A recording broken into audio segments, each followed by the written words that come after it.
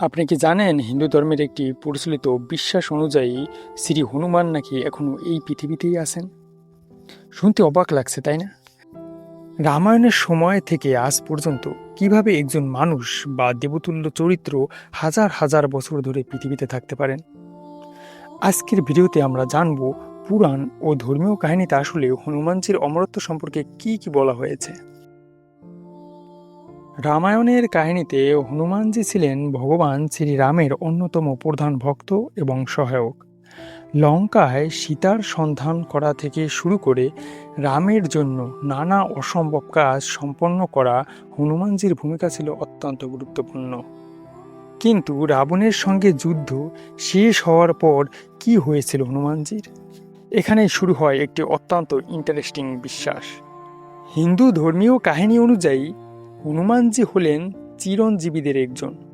চিরঞ্জীবী বলতে এমন কিছু মহান ব্যক্তিত্বকে বোঝায় যারা সাধারণ মানুষের মতো মৃত্যুবরণ করেন না এবং দীর্ঘকাল পৃথিবীতে অবস্থান করবেন, এমন বিশ্বাস প্রচলিত রয়েছে। হনুমানজির ক্ষেত্রেও এমনই এক বিশ্বাস রয়েছে।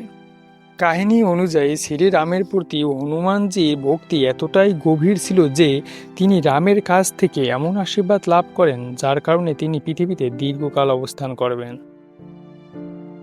আরেকটি প্রচলিত বিশ্বাস হলো, যতদিন পৃথিবীতে রামের নাম উচ্চারিত হবে এবং তার কাহিনী স্মরণ করা হবে ততদিন হনুমানজি পৃথিবীতে থাকবেন। অর্থাৎ হনুমানজির উপস্থিতি শুধু একটি শারীরিক অস্তিত্বের বিষয় নয়, তার ভক্তি, শক্তি এবং শ্রীরামের প্রতি আনুগত্যের সঙ্গেই এই বিশ্বাস জড়িত আছে। এখন স্বাভাবিকভাবে প্রশ্ন আসে, যদি হনুমানজি এখনো পৃথিবীতে থাকেন তাহলে তিনি কোথায়? এখানে পুরাণ বা ধর্মীয় কাহিনীতে এমন কোনো নির্দিষ্ট আধুনিক ঠিকানা দেওয়া নেই যে হনুমানজি এই জায়গায় থাকেন। তবে ভারতের বিভিন্ন অঞ্চলে এমন অনেক লোককথা প্রচলিত আছে যেখানে মানুষ দাবি করেছে যে নির্জন পাহাড়, জঙ্গল কিংবা তীর্থস্থানে হনুমানজির উপস্থিতি অনুভব করা যায়। কিন্তু এগুলো মূলত লোকবিশ্বাস ও প্রচলিত কাহিনী, এগুলোর বৈজ্ঞানিক প্রমাণ নেই। তাহলে কি সত্যিই হনুমানজি এখনো পৃথিবীতে আছেন?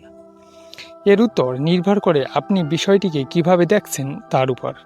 ধর্মীয় বিশ্বাস অনুযায়ী অনেক ভক্ত বিশ্বাস করেন হনুমানজি এখনও পৃথিবীতে আছে এবং ভক্তদের রক্ষা করেন। কিন্তু ইতিহাস বা বিজ্ঞানের দৃষ্টিকোণ থেকে হনুমানজি বর্তমানে শারীরিকভাবে পৃথিবীতে অবস্থান করেছেন এমন কোনো নির্ভরযোগ্য প্রমাণ নেই।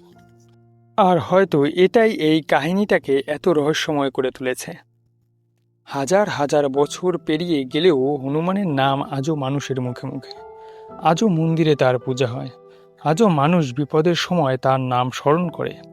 আর সেই কারণেই একটি প্রশ্ন এখনো থেকে যায়, হনুমানজি কি সত্যিই কোথাও এই পৃথিবীতে আছে, নাকি তিনি মানুষের বিশ্বাস, ভক্তি আর ভালোবাসার মধ্যে অমর হয়ে আছেন? আপনার কি মনে হয়? কমেন্ট অবশ্যই জানাবেন। ধন্যবাদ সবাইকে।